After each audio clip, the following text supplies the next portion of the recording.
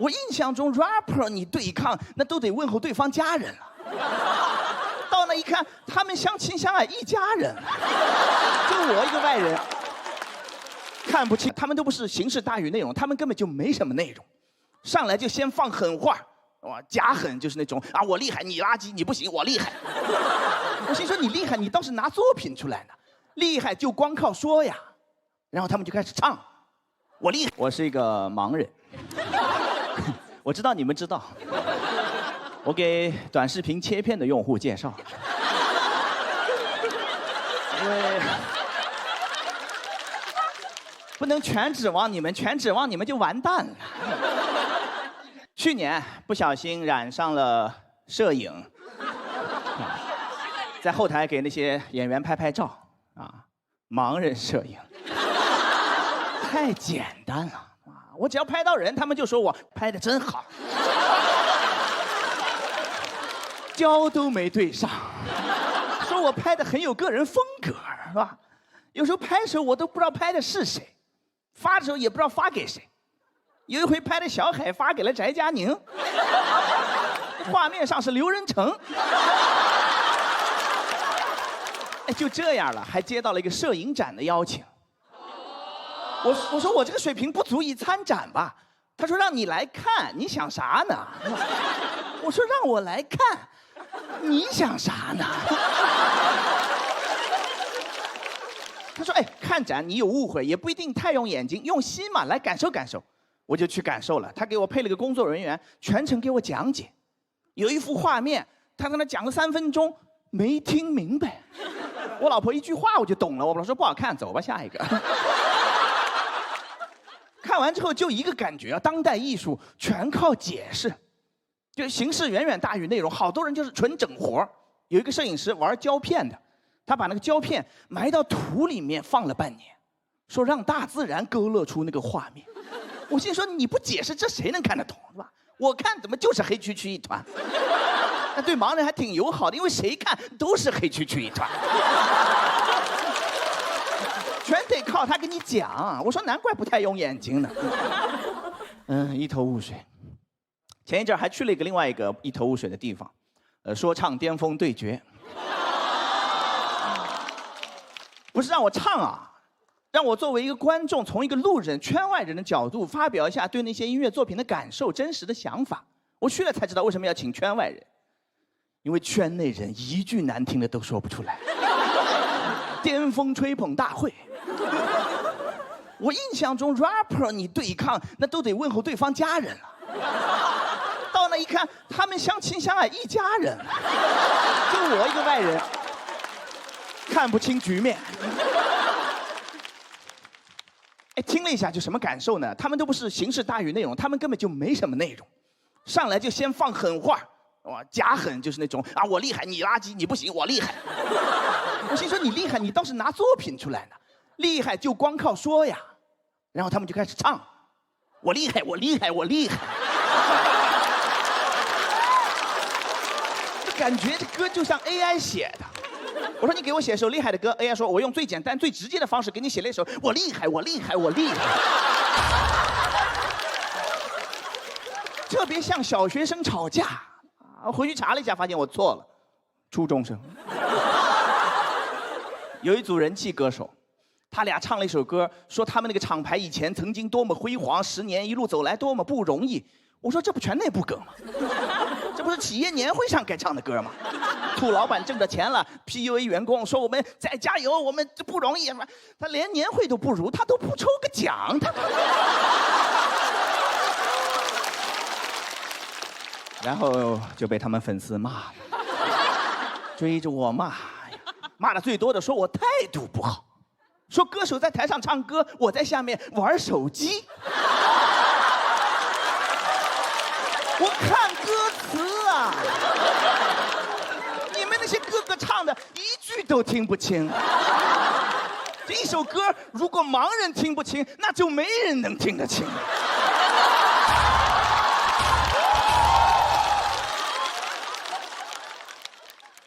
还说什么你不了解，你凭什么在那瞎评论？你来录节目至少先做个背调吧。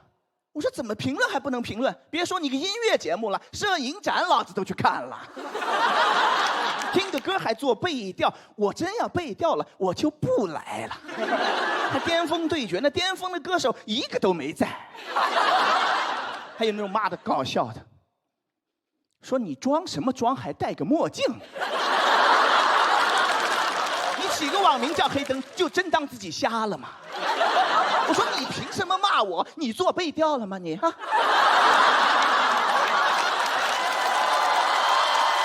我也是第一次被人这么骂，说你以为你瞎了，你就真的瞎了吗？骂我就骂我，饶舌还给我。众多骂我的人里面有一个人，那个人素质断崖领先，他会换位思考，他会替对方着想，他怕我看不见，他发语音骂我。骂的最难听的一个，骂的非常的脏，说还讲什么内部梗，内部梗谁说得过你们脱口秀演员呢？我说骂到我心坎里来。这就是脱口秀最大的问题，你发现没有？内部梗太多了，新观众根本听不懂。你要把这两个节目录制的观众换一换，两群人都懵了。那个说唱听众来到脱口秀录制现场，上来个一丑八怪，给你讲那个赵栋带着马雨成去走红毯了，听不懂吧？就是这种感觉。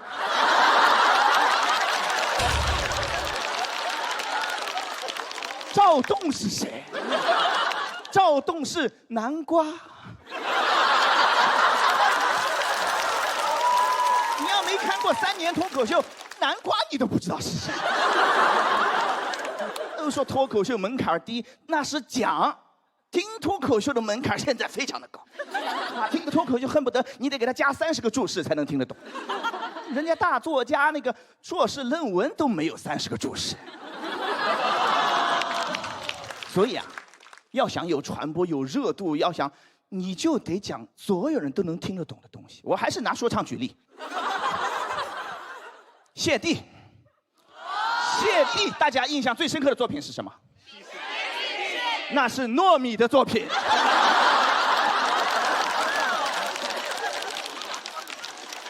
你说讽刺不讽刺？这么多年了，谢帝最广为流传的还是那个“老子今天不上班”。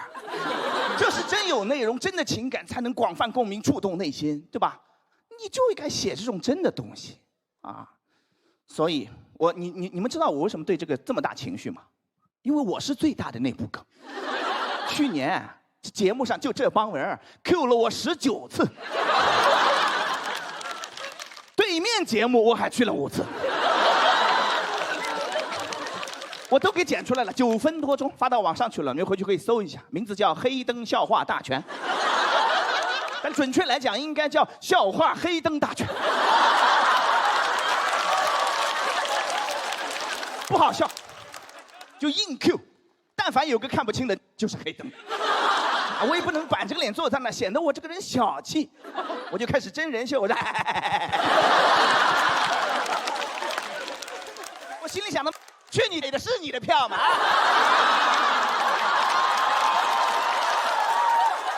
都是老子的票呀！他们满票220，我应该870。所以朋友们，写点老百姓都能听得懂的好段子吧。你不能预设所有人都知道我的病情呀。别说别人了，我自己都不太搞得清楚我的病情，也是最近才搞明白的，对吧？所以。我以后每次上台，我会先介绍，我说大家好，我是黑灯，我是一个盲人，啊，为什么结尾还要再说一遍？因为有的短视频切片，他会给你把头给切了。我讲，第一轮讲了个最近去看病的事情，然后第2轮讲了一个最近遇到的骗子，这一轮讲一讲看病遇到的骗子。我们有好几个病友群嘛，经常就会混进来一些骗子啊，我很难受，你们很难理解我这种心情，因为我是群主。建这个群是让大家汇集力量嘛，互相帮助一下。结果骗子进来一锅就把我们全端了，我等于给骗子打了个窝，你懂吗？哎，他们就怎么说呢？就冒充患儿的家长，暗戳戳的在那打广告，啊，就听他这么一讲，你感觉我们这个病啊，上海五官科治不了，北京协和同仁都治不了，但是陕西省宝鸡市岐山县崂山路与海河路路口向北500米那个王振华医生应该有90%的把握。老听人说寻找王医生呢，这么偏是不太好找。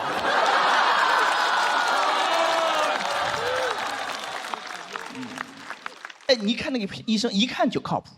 他头像啊是自己举了个锦旗，写的在世华佗。华佗那会儿都没这个病，华佗那会儿这个病就叫瞎了。华佗肯定治不了啊，治不好的病，华佗肯定不会碰的。因为华佗上一世就是碰了治不好的那种头疼，就会把曹操咔一刀就完了，才去转世的，转到陕西省宝鸡市岐山县。哎，那个骗子医生那个文案写得很夸张，王老先生6代祖传世代医学世家，就很玄学，整得跟那个大师一样。哎，他那个疗法也都是自创的一套理论，属神经穴位注射，纳米针灸离子导入，哇，这个很听着就厉害，就那种传统古法手搓高科技。这么一听好像也不太像他自创的，像是华佗跟爱因斯坦联名了一下，是吧？华佗开的方什么 E 等于 MC 方。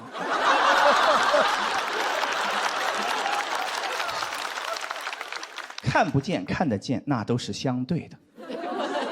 狭义上你看不见，广义上你被更多人看见了。我听着我就治愈了。确实是大师这么厉害的疗法，基本上治的都是那种3甲医院不敢治的病。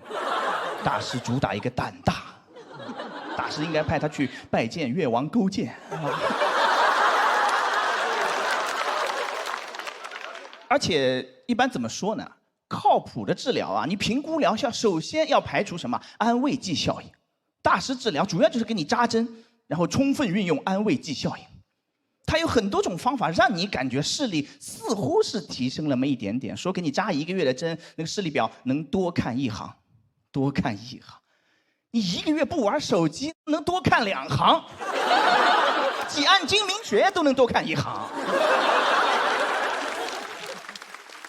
再说了，扎针肯定有效果，你往脸上扎多疼啊！扎3针，孩子就开始背那个视力表。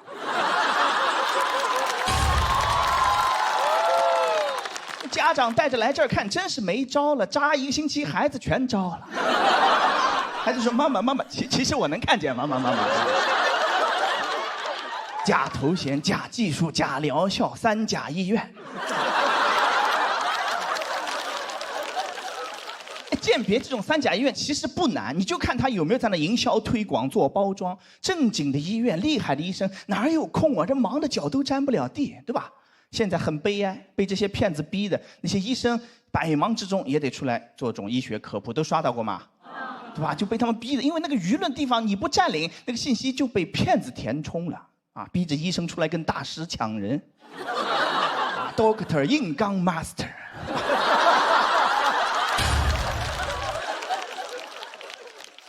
你要但凡懂一丢丢英语，你就知道 Doctor 比 Master 厉害，对吧？你看完了 Doctor， 回头还再去看 Master， 你就是吃饱了撑的。搞得 Doctor 发完 paper， 回头还得当个 TikToker。那医生啊，就无精打采、一副要死的那种，强行还在那科普说那个，大家好，我是同仁医院眼科主任，今天分享一下青少年黄斑变性这个病。这个病呢，现在还没得治，今天分享就到这儿，谢谢。骗子闻着味道就来了，下面留言说我家孩子治好了，在那个陕西宝鸡岐山县那个王。医生在上面苦口婆心，骗子在下面日进斗金。我跟好多这种家长聊过，因为后来加强了审核，进来之后呢，有人申请进群，我先审他一会儿，聊了一下，发现大多数去看这种医生的那种家长，去之前心里其实有数，知道大概没什么用，但他就觉得孩子这样了，我总不能什么都不做吧？你可以呀，什么都不做总好过你乱来呀。老想着要做点什么操作一下，家长心态跟那个散户一模一样。这钱放在账上，他难受，老想要操作一下，操作一下。你多操作几下，钱就不是你的啦。孩子还没下呢，家长先选择性失明了。我理解这种焦虑啊，你花点钱，问心无愧，对吧？但是能不能找点那种性价比高一点的片子？啊，我妈就带我也去看过一个大师，但流派不一样，他是那个更古法一些，那个做了一场法事。啊，就是你尽量不要被骗太多钱，因为万一啊哪天真的突然他就能治了，你家钱没了怎么办？对吧？花了最后一天钱把孩子给治好了，孩子一睁眼，家徒四壁啊，白茫茫一片，孩子说：“妈妈，妈妈，真给我治好了吗？妈妈。”我怎么什么都没看到呢？妈妈，我不是白内障吧？妈妈，我讲到这些了。上个月有观众看我演出买票被骗了100多万，碰到骗子了，做了一个假的大麦网，几乎一模一样啊，说要身份验证一下，跳到支付软件扫了个脸，10分钟169万，169万就为了看我一眼。你感觉给我都能把我治好了，我都能看他一眼了。这个数字啊，是他朋友发私信告诉我的，说钱大概是追不回来了。我跟你说一下这个事儿，你上节目写个段子宣传一下。我说这宣传了个啥呀？这有个人特别有钱，还很好骗，是吧？我说这样吧，因为你这么说的话，没有帮助到他嘛，对不对？我还是想弥补他一下。我说这样吧，以后让他别买票了。我这辈子所有的演出，他可以免费来看。他说你人还挺好的，但是我不知道他这辈子还想不想看演出。我注意到了一个细节，就他本来是有票的，也是2手收的，到入场之前，那人把他割了，说不卖给你，我自己要看了。他在剧场门口想收一张票，再收到那个骗子那儿去了。我想有没有可能前面那个人也是骗术的一环啊，对吧？有可能在我开票的时候他就开始布局了。哇，真的骗局太精妙了，不得不说他还非常懂脱口秀，他还知道谁的票紧俏一些。他是卖刘仁成的票，没人上当。骗子可能是最希望脱口秀这个行业好的人。他巴不得所有人的票都卖完呢，他没准会给我们刷好评，说家人们，小北的专场好评如潮，一定要来看啊！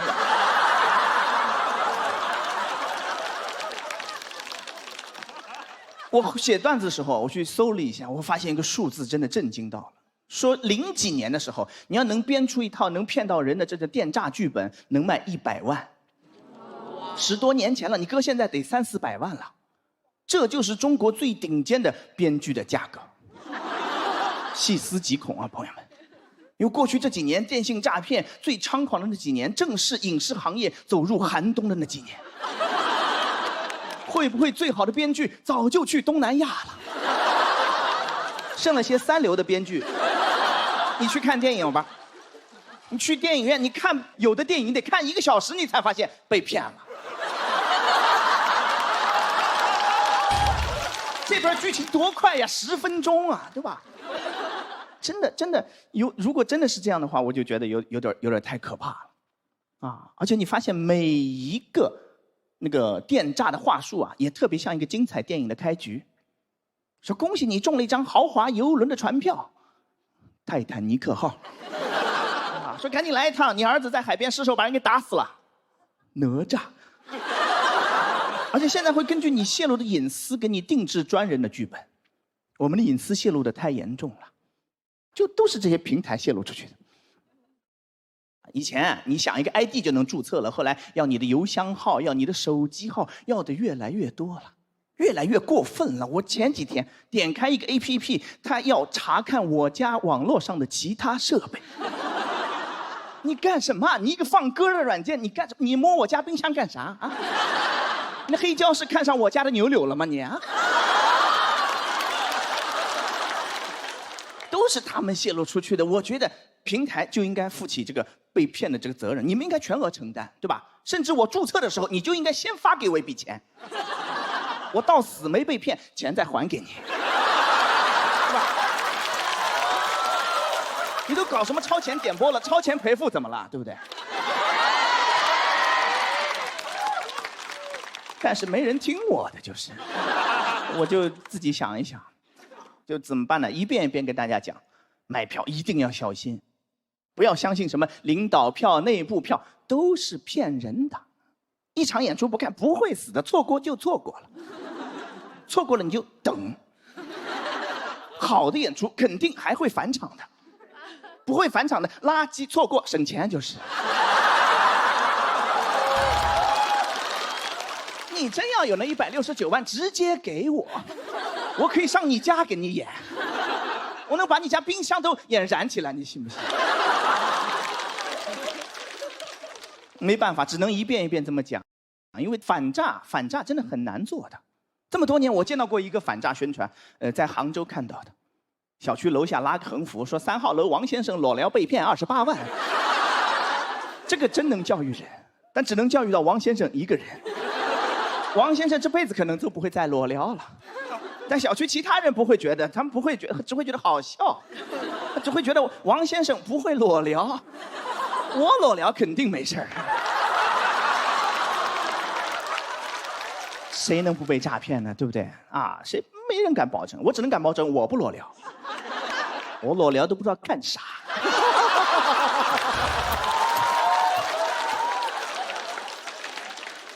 我的观点是什么呢？我觉得是，没有人不会被骗，你只是没有碰到适合你的那个剧本。我调查一下，有没有那种朋友觉得自己这辈子绝对不会被电诈的？鼓鼓掌，我听一下，有没有？怎么会有这么多盲目自信的朋友？你们是最容易被骗的人。跟你说录综艺，给个链接你就敢往里点啊！陌生手机给你打电话，你真敢接呀？你们胆子是真大呀！吓不吓人？你自己想一想，吓不吓人？闵行区银杏广场集合，等半天来一大巴给你拉走，一上去签协议，手机还要没收。拉到荒郊野外，你不知道什么地方，给你关起来，开始先折腾2个小时，在那等半天，对吧？然后给你发一吃的，想放松你的警惕，然后开始折腾，一帮小丑上来给你们逗你们笑，对吧？搞到后半夜，凌晨1点了，困不困？眼睛都不敢闭呀！再一睁眼，园区。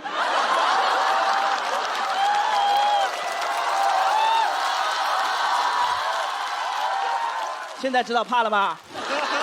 来不及了嘛，手机都交了。所以不要嘲笑那些就被骗的朋友们，我是觉得，对吧？因为每一个身处骗局之中的人，不会觉得自己正在被骗的，他得被骗完之后回头一看，哇，全是漏洞，当时怎么这么傻呢？你想想看，你在那广场等的时候，来了个大巴，你会觉得你要上当了吗？你不会，你就会觉得我先上车。我是黑武士，没想到吧，这么快就回来了。我的魔上也是买1送1的，羊蝎子，在上海是行不通的。除你羊蝎子！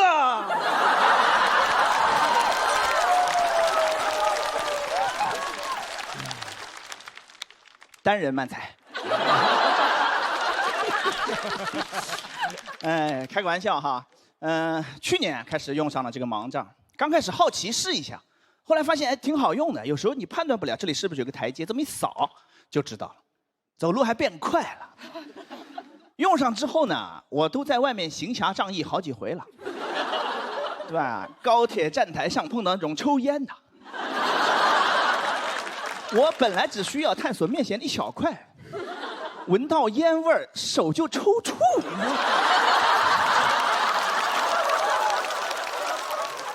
边打边道歉，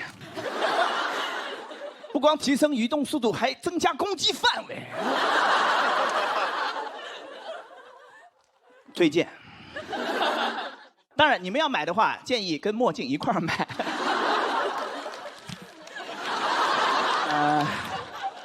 怎么了？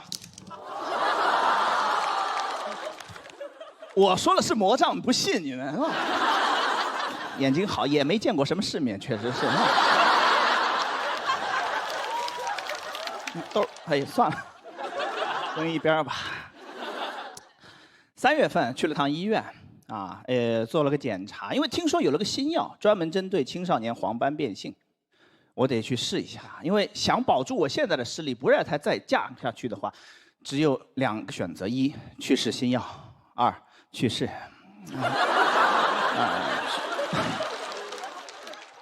开玩笑的，有时候也是一条路，去试新药，然后就去世了，是吧？我这个还是比较安全的，是吧？医生做了个检查，说看了半天，你好像不是这个病。我说耳朵也坏了。他说你可能是另一个基因突变导致的别的病。晴天霹雳，这么多年白瞎了。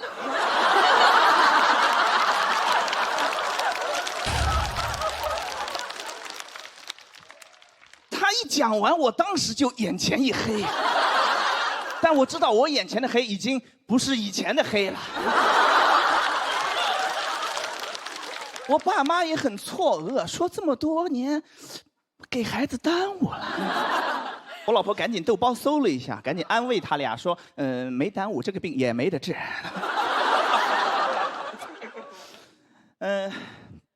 我说我怎么能不是青少年黄斑变性？我做了个公众号就叫青少年黄斑变性，我做了7年了，对吧？我现在主要工作就是审核进群的资料，因为老有骗子想混进病友群，我就是个骗子。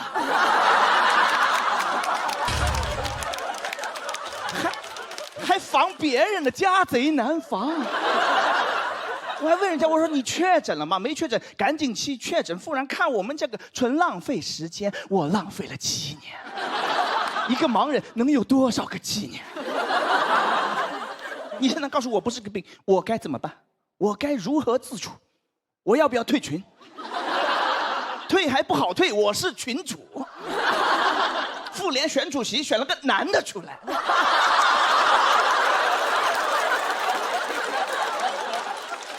现在局面就非常尴尬，我是这个病全国最出名的患者，但我不是这个病。我上个月去南京演出啊，有个病友要来后台跟我合影，我让工作人员去带一下，我说我的前病友。他说人家病治好了，我说不是他病好了，是我病变了。他问我说变成啥了？我说我不知道，我现在不想研究这个病，我怕又研究早了。哇，吭哧吭哧作业一写完，本子一合上，别人的练习册。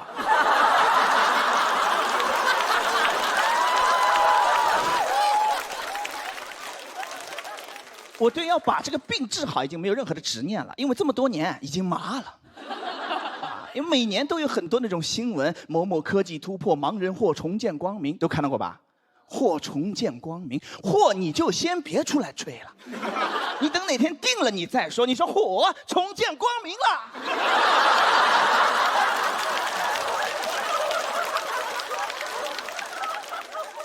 主要是说的太笃定了，对吧？好像今天整一下，明天眼睛就复明了，明日复明日。90%都没什么后续了，就纯是那种公关稿博眼球。拿盲人博眼球，你要下地狱的。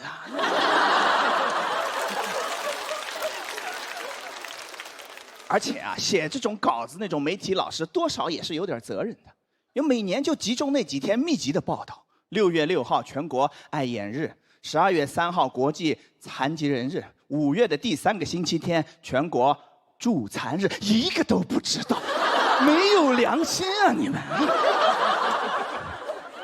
当然也不能怪你们，你说不放假的节日，谁能记得住？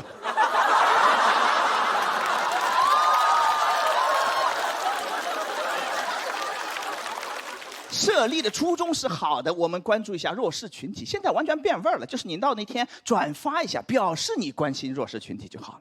啊，平时你根本见不到这些报道，也见不到什么盲人都在家待着呢，都出不了门，对吧？就爱眼日被媒体老师拉出来，到处爱眼。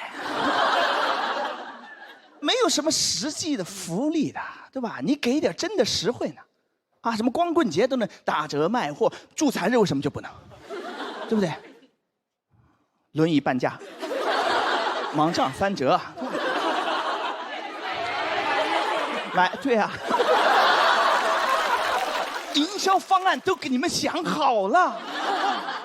哎，你哪怕把我直接拉到直播间去卖货都可以，对吧？你得让我卖货，我不卖货我就要开始卖惨了。我卖起货来非常的真诚，那个话术啊，一听都不像演的。我的家人们，看看，来，新款的盲杖都需要啊，瞎不瞎的都能用得上啊。哎，瞎了的直接拍，没瞎的拍我们的墨镜套餐。今天限量500单，只要9块9，准备上。工作人员说：“黑灯老师看错了，是99。”我说：“我怎么可能看错呢？9块9，来上链接。”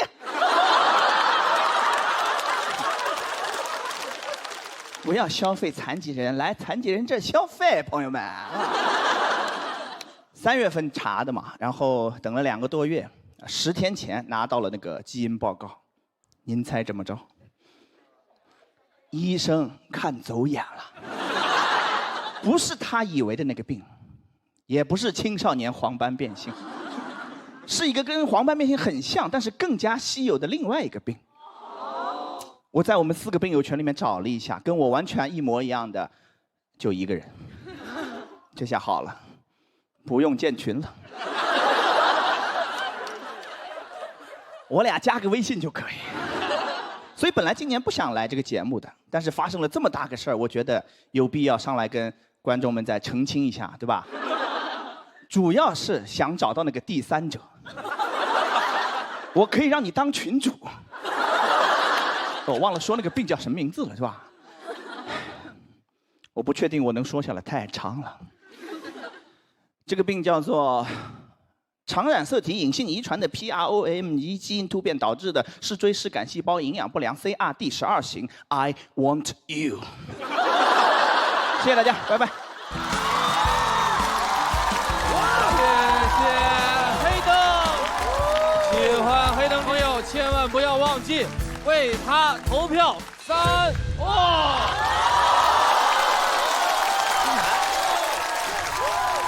黑灯，只有你看不清，但从大家的欢呼声中，你应该知道，你触发了金牌挑战。哎呀，好精彩！黑灯，我是庞博，我在你右手边。哎，哦，这个是吧？是的，是的。好，差不多的。我指你不会觉得不礼貌吧？没有，因为你根本没指着我。其实去年黑灯说，可能以后不录节目中的脱口秀之后，我们还真有点遗憾的，因为不光是黑灯代表的这个题材和人群，黑灯本身就是一个很优秀的脱口秀演员和喜剧人，就是很高兴你能回来，但没想到是这么个原因。真的是精彩哦！之前只从那个视频里边啊，这卡段啊看的比较多，在现场看，哇，都好过瘾！你这说的太好了，乐得我眼泪都出来了。我，你真的应该出来，因为这个跟你题材没关系，我觉得跟你的才华有关系。我觉得你没有，我才华还在呢，线下巡演没有停啊。啊，那太好了。我们以前做过另外一个节目，是叫《忘不了餐厅》，是有关于一个针对阿尔兹海默老人的那一个故事。因为那个节目也让更多人关注到了这个群体，具体能到什么结果不知道，但是肯定会比以前好一点啊！我就觉得就非常好，是希望你不要停止，经常来，多来，一直来。对，谢谢。准备好进入黑灯的世界了吗？那关了吧，看见是吧？哎，朋友们，遇到过那种情况吗？坐高铁，一上车发现你的座被别人给占了，挺常见的，对不对？我遇到过一次，啊，不给残疾人让座，跟残疾人抢座，是吧？高铁的座位还有一个很贴心的设计，你们可能不知道，买票选 A、B、C、D 那个页面会弹出一个提示框。说系统给您安排了残疾人专属座位，是否接受？见过吗？没有也没有关系，以后办了残疾证自动就会弹出来。不要着急，每个人都有机会啊。第一次看见的时候我还挺感动的，人文关怀嘛，对不对？接不接受？肯定接受啊，有便宜不占王八蛋也都。点完接受，他开始转圈加载，转了半分钟，说卖完了。系统给您安排了其他席位，祝您旅途愉快。谁还能愉快？你没问我之前，刚才老子挺愉快的。我说天儿不错，出去溜达一下。一出门碰到一个大哥过来拍我肩膀，小伙子，我说咋了？他没事，哥提醒一下你残疾，拜拜。生活愉快。现实生活中没见过这种人吧？没有。活不到成年。挨打最多就这样的人，是吧？跑到你跟前都是，哎，巧克力吃不吃？巧克力，我爸从比利时带回来的，比利时的全世界最好的巧克力，要吃吗？要吃，让你爸出国买。巧克力叫 chocolate，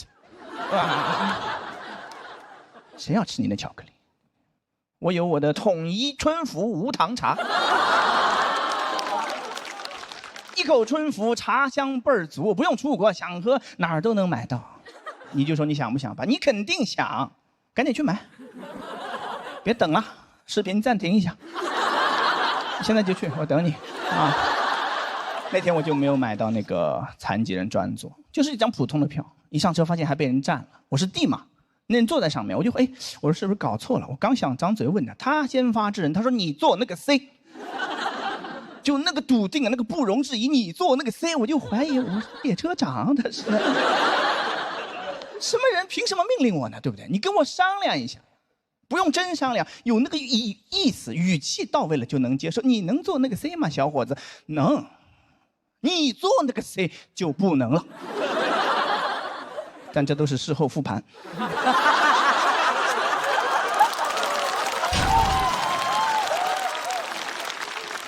电光火石那一瞬间，脑子根本转不过来，哇！被那个鸡眼震慑住了。你坐那个 C， 我说好。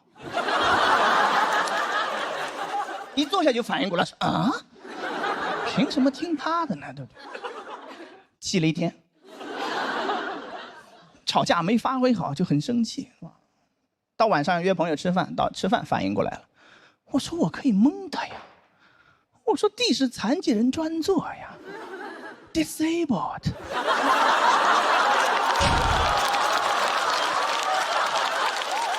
就应该坐在地上。哦，下次再遇到这种，我就跟他 battle， 我说你自己滚到 C 上面去，我就要坐我的 D。D 是残疾人缩写，上过初中的人都了解。难不成你是个玩说唱的老铁？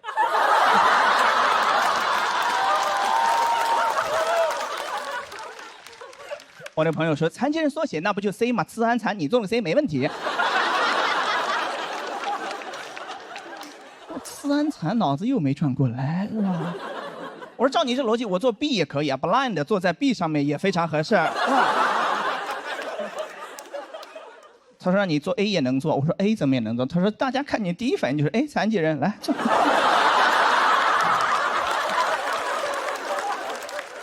后来真的买到过残疾人专属席位，就是16节车厢，有大概2节里面有无障碍厕所，在那节车厢的第一排，那个地方确实宽敞，第一排你发现没有？也很好找，就是大家放行李的地方。哎，一个坐轮椅的，对不对？非常期待今天残疾人专座，咔咔咔一进来一看，什么意思？跟箱子挤一挤啊，让残疾人看行李。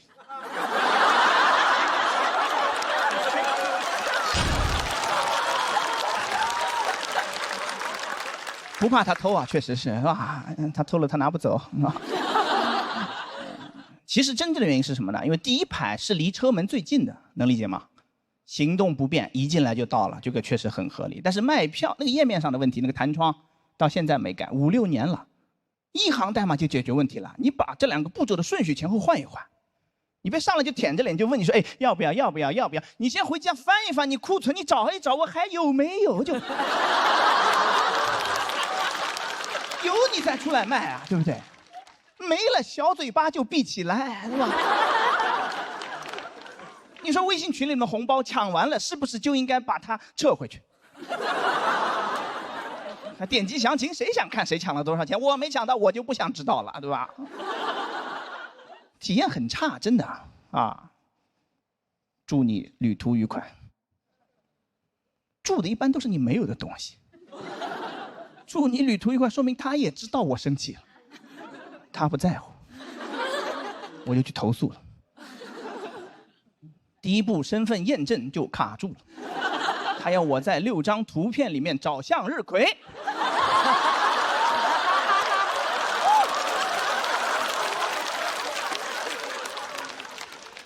没有办法了，是吧？事儿很小，但是，确实体验很差。我确实没什么办法，我就讲个段子，就当笑话这么一讲，你们就听，对不对？但是产品经理，你不要就当个笑话听啊，你走走心好不好？你当个事儿办，对，能不能改？能，肯定能改。你现在就去改，别看了，视频暂停一会儿。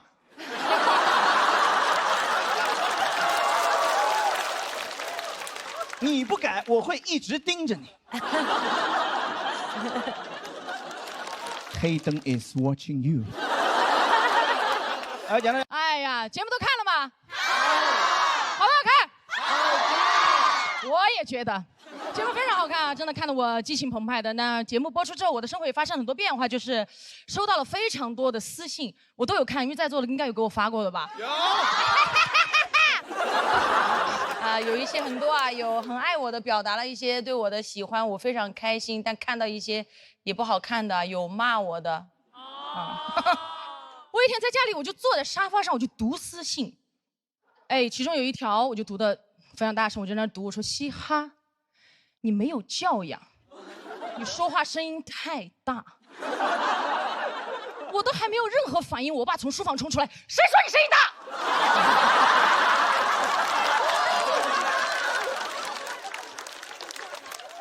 吓一跳，爸说：“你没有话筒，我都听不见。”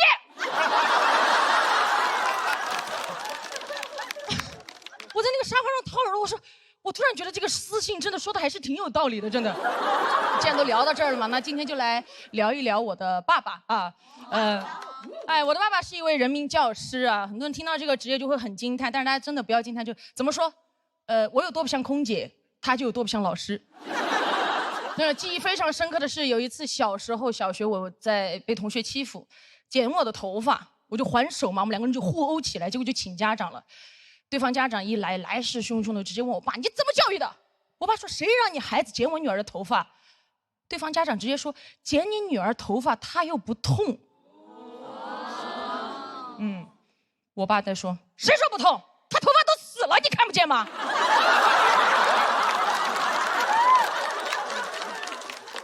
然后过来看了我一眼，抓着我剩下的饭，你看，还有一群没死透的还在哭。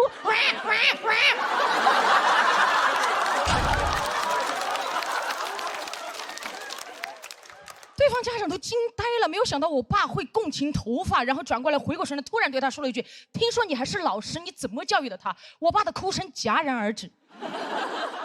当时他就叹了一口气，走出门外。过了一会儿，他就进来了，抬手看了一眼手表，对那个家长说：“哈哈，5点半了，老子下班了。”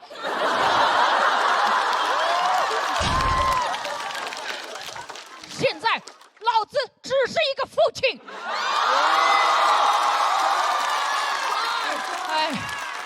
真的很酷，对吧？当时对方家长说：“你燃什么？”我爸说：“我现在就把你儿子头发剃了，反正他也不会痛。”对方家长拖着小孩就跑了。我当时站在那觉得我爸好帅，我说我爸上班是李老师，下班是理发师。而且那一次事情过了之后嘛，我就一直很想感谢他，就总想为他做点什么。就有一次放学回家了，我就乖乖在家把他的拖鞋摆好等他回家，但家里的小狗老是跑过去把鞋弄乱嘛，我实在没有办法，摆了好多次没有耐心了，最后就用502把他拖鞋粘好固定。爸爸回家一开门，看到门口摆着整整齐齐的拖鞋，热泪盈眶。穿上去的那一刻，欣慰的笑了。迈出去的第一步，门牙断了。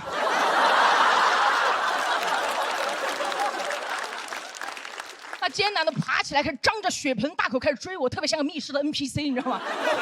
我俩隔着茶几在那周旋，眼看我马上就要被爸爸抓住了。我爷爷突然从房间里出来，对我张开双臂说：“过来，不要怕。”我一下扑进爷爷的怀里，那一瞬间安全感爆棚。1秒钟之后，我爷爷把我转了一个方向，对我爸说：“快点，抓住了，来！”但真的，尽管我那么调皮啊，我爸爸和我妈妈其实一直很支持我做我喜欢的事情。当年就是一意孤行的去当空姐，他们也很支持，也很开心。然后有一次他们去旅游的时候，就偷偷买了我飞的那一班航班，没有跟我说。我当时在飞机上看到我爸爸那一刻，我都吓到了。我爸给我眨了一下眼睛，我不敢说话。那个时候我刚飞，我太小了，我就回到工作间。起飞之后，他就找我要了一杯橙汁儿。我送到他手里，转身还没有走2步，突然就听到我爸用巨大的声音在客舱朗诵。他喝了一口，他说：“哦，好甜呐！”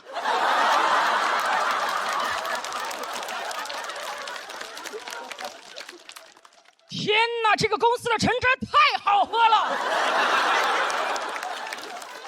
这个空姐妹妹服务太好了，我以后只坐这个公司的飞机。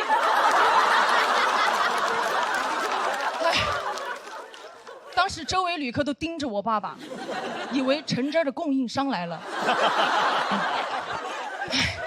早知道他这么能广播，我就该给他统一春福备茶。啊！我爸一拿着就这个牌子的茶太好喝了，3重焙火，口口生香。我以后只喝这个牌子的无糖茶。哎呀，没有想到我爸居然可以接商务了，真的。但记得这个就是小学的时候啊，但我这个性格，当时我们班上有个老师就会特别的针对我，他觉得女孩不应该这个性格，然后课堂上无论谁讲话，他都会认为是我，也不听我解释，直接让我滚到外面去站。我就特别不喜欢他。有一次他考试，我就故意交白卷，我想气死他。我也不知道我当时哪里来的自信啊，可能我爸的比他先气死。老师让我把卷子带回家给我爸签字，我不敢，我就拿回家模仿我爸签字，最后还是被发现了。我爸爸过来直接把卷子拍在桌上说：“滚过来！”我当时就跪下了，我一边跪一边滚，就前滚翻。我边滚边承认我的所有错误。我说：“爸爸，我知道错了，我再也不气老师，再也不跪交白卷，再也不骗人了。”我这么翻滚到他面前的时候，我就觉得我已经把所有的错误都主动承认完了。我爸低头看着我说：“你刚刚说的那些，我都能理解你，我不怪你，因为是你的老师针对你，你委屈，我都理解你。”我当时抬头盯着他，那么理解我，为什么让我滚呢？我不理解。我爸说：“呵呵，不理解是吧？我叫什么？”我当时抬头看了一眼我面前这个男人，我觉得又熟悉又陌生。我说：“你叫什么？”他说：“站起来，把我的名字大声读出来。”我说：“李学军，木子李，学习的学，军人的军。”我爸说：“来，过来，睁大你的狗眼，好好看看写的什么字。”我一过去，卷子上洋洋洒洒3个大字：李学车。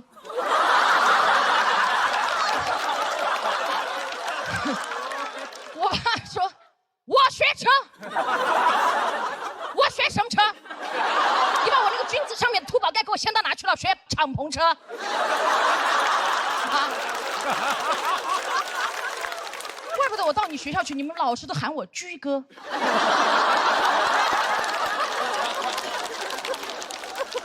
滚进去，把我的名字抄100遍。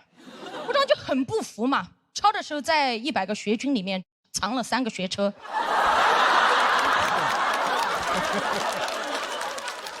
后来那天加起来，我一共抄了400遍。前段时间朋友去我家啊，就跟我爸爸聊天嘛，就开始聊，就说：“叔叔，其实你不知道，其实我们一直都很羡慕嘻哈有您这样一个这么有趣又好的爸爸。”我爸当时在旁边挺不好意思说：“哪里好了？这不是一个爸爸正常该有的样子吗？”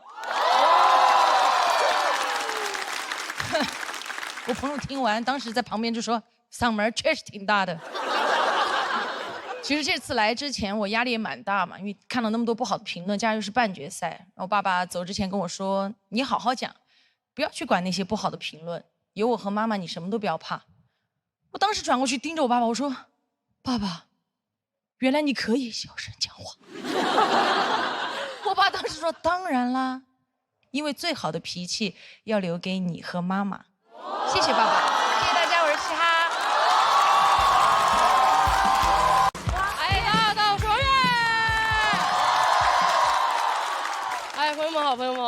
节目播了看了吗？哎，我录节目录2年了啊，上一期播出讲了一个关于痛经的段子，弹幕上还有人在问，他怎么来的月经啊？一个男的，哎，怎么光看得见我的美式前字，看不见我的少女心事？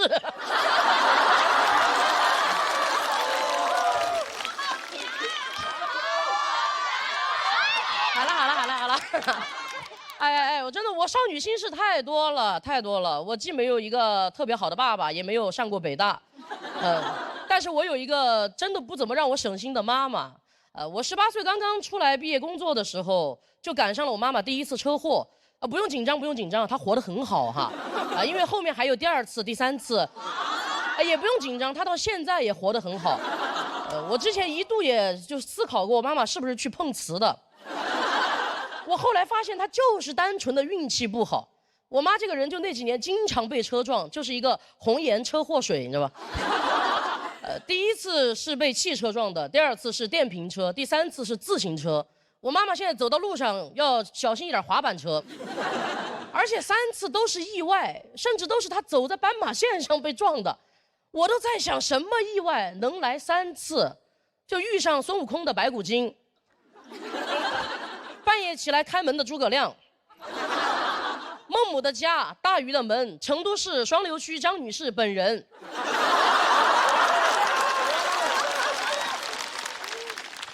我还去找人给我妈算过命，真的，那个算命的他说我妈跟路不合，那是我第1次不信命的时候啊。我说那不然让我妈一大把年纪了去当空姐啊。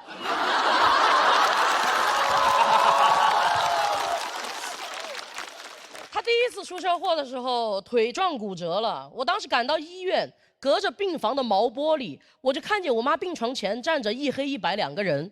我当时以为我妈要走了，我看清楚过后，我才发现是医生和肇事司机。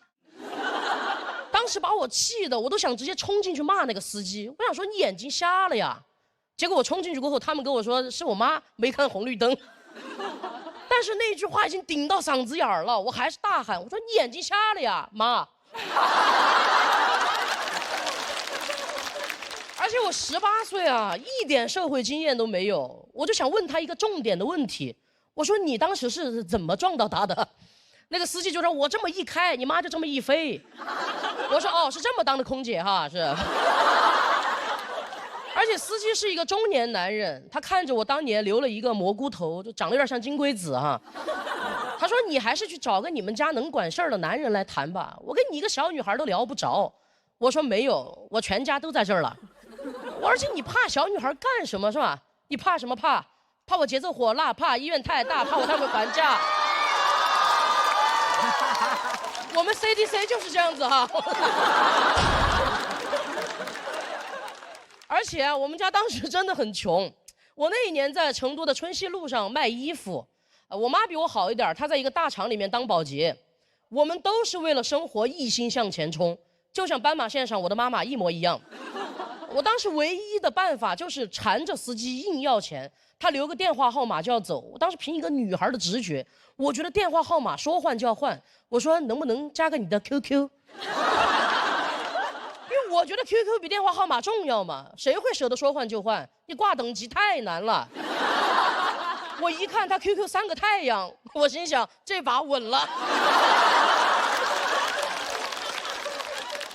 而且都到过年了，他还在拖欠医药费。但18岁的我办法多的是，因为我这么聪明的宝宝，从小就爱喝飞鹤奶粉。聪明的小脑瓜瞬间就来灵感了，还得是飞鹤。不得不说，这个 QQ 真的加的太对了。我发现他的单位就藏在他的相册，我直接去空间里面给他留言，我说你有钱充黄钻，没钱给我妈。你都多久没来看他了？过了一会儿，他同事就在下面给他回复说：“你玩的挺大呀。”啊！你私生女都会发说了啊！第2天他就到医院里面来把钱给交上了，该说不说挺有诚意的，把他老婆也一块带来了，你知道吗？但我没有想到过，我妈妈出车祸这个事儿真的像刮刮乐一样，刮开一次，里面写着再来一次。但他第2次被电瓶车撞的时候，我已经20岁了，心态上成熟了很多。春熙路就是这么磨练人哈。我当时早就已经是我们家里的顶梁墩了，而且我有了前车祸之鉴嘛，我就发现啊，穷人简直太好被打发了。我这一次要拿回属于我的所有，坚决不能让别人看出来我们家既没男人又没钱。这还好，我从小就在想办法，老子办法多的是，我直接去剃了一个板寸。谢谢，你的板寸是学校给你剃的，我的板寸是社会给我剃的。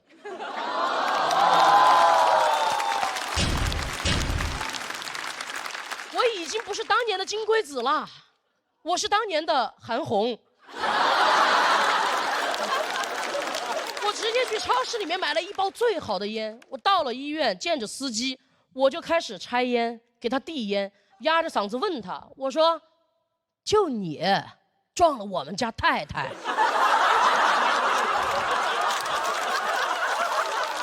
司机直接被我镇住了，他说：“对不起，老爷。”一直给我道歉，我就带着他去交钱。当时感觉一切都像2年前一模一样，连我妈被撞的那条路都还是在天府大道，太离奇了。韩红老师听了都要忍不住感叹一句说：“这才是一条神奇的天路。”我妈一看医院里面钱也交上了，太太乐了。但是等这一切都结束过后，我还要骑着我的电瓶车去上班嘛。那天下了好大的雨，雨水就顺着我的板寸往下流，都辣到我的眼睛了。当时我就知道，人还是应该留美式前刺。还淋湿了我的那包软中华。我当时边骑车想哭又不敢哭，因为我必须看清楚了斑马线上到底有没有行人。这个钱不能从哪儿拿的就花在哪儿，对吧？就那几年，邻居老是看见我把我妈抬着进进出出的，我们家的日子呢又越过越好。就总感觉我们是在做什么局，你知道吗？我妈妈的车祸越出越多，我的头发就越剪越短，我肩膀也越长越宽。但确实那几年没有什么人敢欺负我们，我后来也就慢慢习惯留短头发了。我现在之所以敢站在舞台上讲王悦纯女的，是因为我已经不需要短头发来保护我自己了。我现在已经有麦克风了。而且学会扛事儿就要付出代价。你看麦克风为了扛事儿都留的光头。我给我妈说过，我想写她出车祸的事儿，她说写呀写呀，我这辈子简直太好笑了。因为在我妈那儿没有什么事儿是不能拿来开玩笑的。我感觉我妈妈前半生真的很传奇，她被撞了3次，居然只是完好微损，简直是我心里面的神奇女侠。我现在甚至都觉得，人一辈子不出车祸才是意外，每一个平安无事的日子才是奇迹。谢谢大家，谢谢大家，我是王悦，谢谢。哎，各位好，各位好。大家好，我是安宁。能看出来吧？到半决赛了，不太好比，得上高度哈。这件事对于我就很困难，朋友们。我就不太会上高度，所以这个时候我一般都会羡慕其他的一些那种就是身怀绝技那种特型演员，小佳呀，黑灯啊，人家俩虽然身体不方便，但距离道德制高点就近，你发现没有？那小佳他不管讲啥，他都温暖、善良、有力量。黑灯不管讲啥都视角独特，替少数群体发声。哪有视角啊？这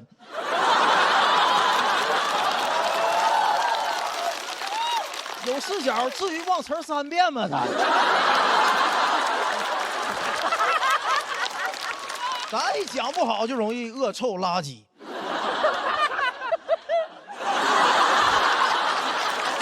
好，朋友们，说实话，心里有的时候挺不平衡。黑灯替少数群体发声，我都查过。全世界视力有严重障碍的人2.3个亿啊，超雄才400万呢，那才。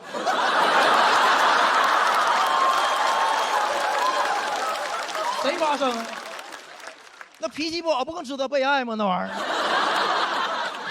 不公平啊！真的，朋友们，我跟你说，比到这儿啊，很多选手特别焦虑，你们感受到了吧？很焦虑啊！我真想给你们看看刘仁成朋友圈的呢。这小子还走了，你看。真的朋友们，刘仁成的朋友圈比水滴筹都惨。我就没见过有人能从早骂自己骂到晚上的。早上起来打开朋友圈看刘仁成发，我真傻，真的。中午发我真蠢，真的。晚上讲开放麦，我真尬，真的。刘仁成脱口秀祥林嫂。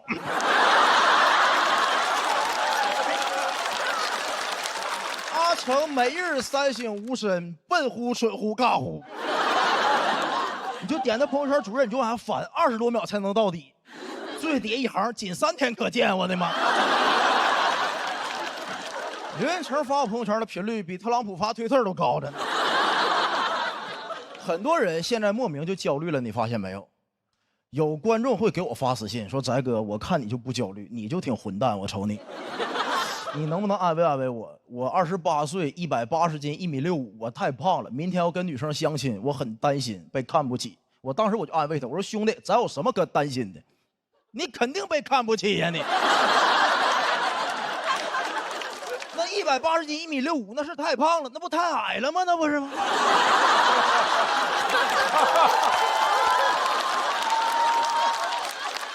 那咋安慰呀？那瘦下来还是1.65米啊，那玩意儿。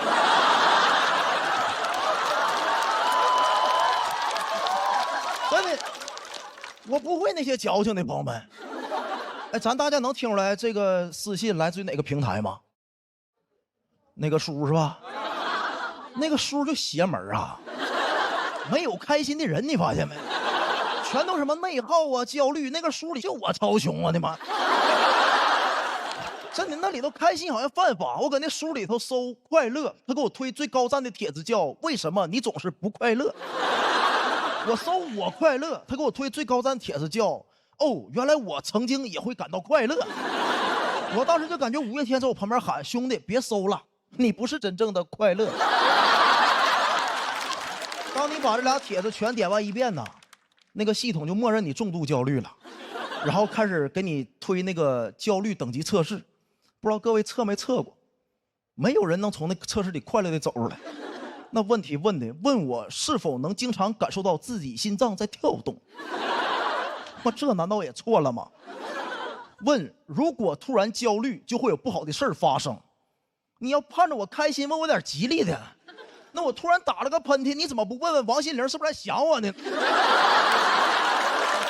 真的，我不太喜欢这平台，它一方面给你制造大量的焦虑，一方面给你推最精致的生活，对吧？我就是过不了那生活，我才焦虑的嘛。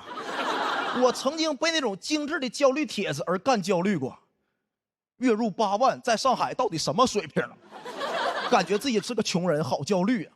他什么水平？在我老家，这都立案侦查的水平了，都是。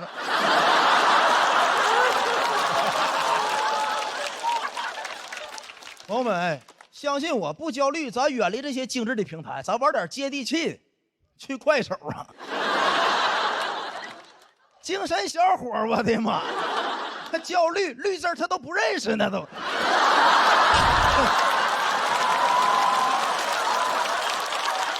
小皮鞋、七分裤，不知内耗为何物呢？真是！我的妈！你看你焦虑，每天难受，我抽根烟，人家直接抽打火机，每一天都是煤气满满的一天。哇，太燃了，真的啊！啊，你内耗是吧？我这辈子穿不上普拉达，穿不上 LV， 我难受，我内耗。你看人家那衣服，左边 LV， 右边普拉达。哎，中间是旺仔，你看看，就快乐。唯心主义最高的境界就是唯我独尊。朋友们，相信我，不用内耗。我知道现在大家很多人都内耗，我给各位分享一个我坚定的人生观。我从来不内耗，为什么？我坚信我这人虽然啥不是，但是其他人也都不咋地，你知道吗？哎，朋友们相信我，我能找着任何一个人比我有缺点的地方。罗老师老说他爹味重，他光爹味重吗？他头发比我多吗？你说？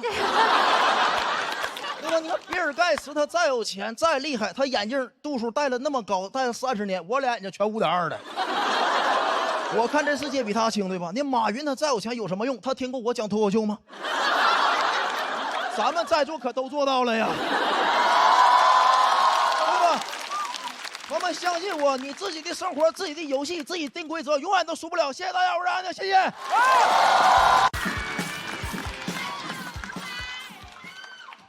没救了。今天这个妆发、这个造型，怕是迪士尼要通缉我了。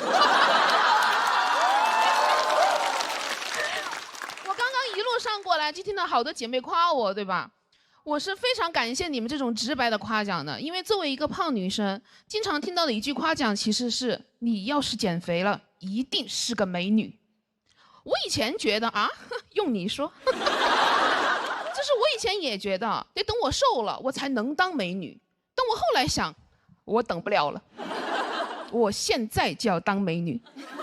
先当美女的人，先当美女。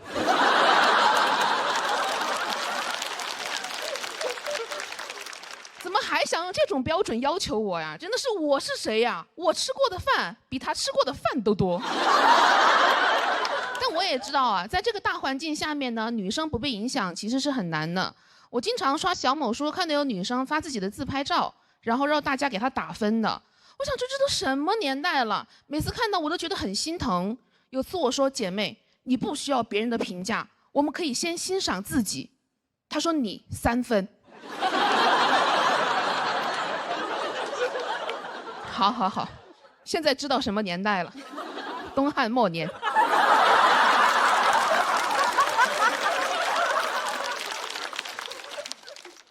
当然了，被观众评价呢，其实是我这个脱口秀工作的一部分嘛。但是你们不知道，有一些 report 它真的写得非常离奇的。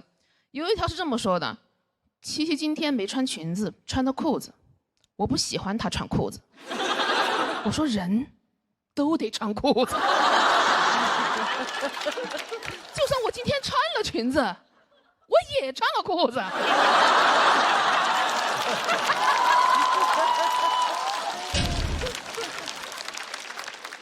还有说我穿得太成熟了，不少女的。我快30了，我是个妇女。我真的不知道为什么有人一直在期待女人是少女的单纯懵懂的样子。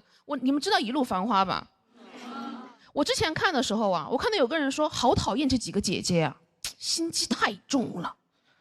我说他们都60、70，也该懂一点人情世故啊。而且我是那种很喜欢向姐姐请教人生经验的人，我不能接受有一天我去问姐姐，我的人生好痛苦，我找不到出路，应该怎么办？姐姐说啊，不知道啊。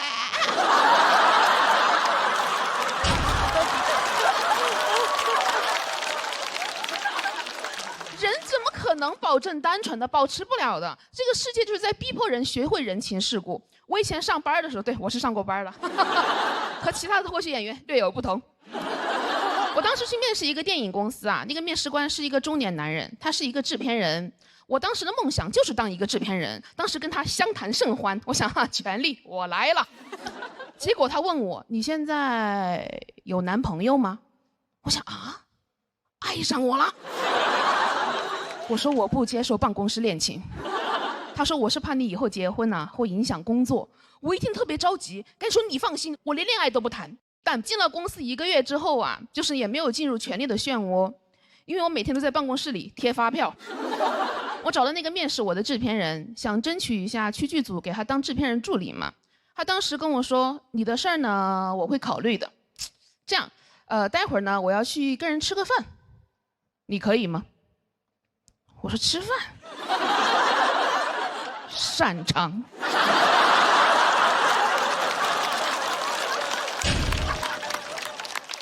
而且为了抓住每一个机会来证明我的能力，我还特地带上了胶棒。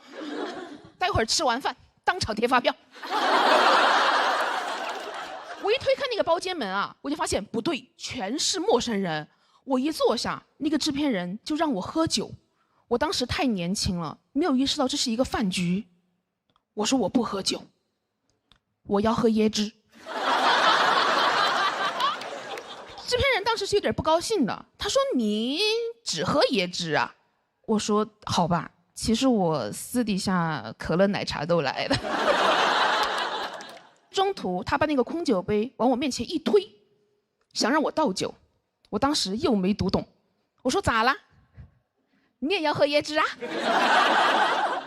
他就再也没有理我了。第二天呢，他把我叫到办公室说：“你呀，不适合剧组，昨天一点也没给我长脸。”我不想给他长脸，我想给他长嘴。但我当时说的是我可以学。他说算了，你这个情商啊，没有阅历啊，练不出来的。我说什么意思啊？我没阅历，说我情商低，人家姐姐有阅历，你说她心机重，怎么跟密室逃脱一样，找不到出路啊？就好像我当时只给了我2个选择，要么我做一个拥有权利但不受欢迎的坏女人，要么我做一个单纯懵懂但很会贴发票的服务员。然后因为不会服务，被饿死。你们也能看出来，我很容易被饿死。我想改变规则，我想喝椰汁。等我有权利的时候，单开一桌，可乐、奶茶都有，每个人想喝哪个喝哪个。我们以后就喝这个了。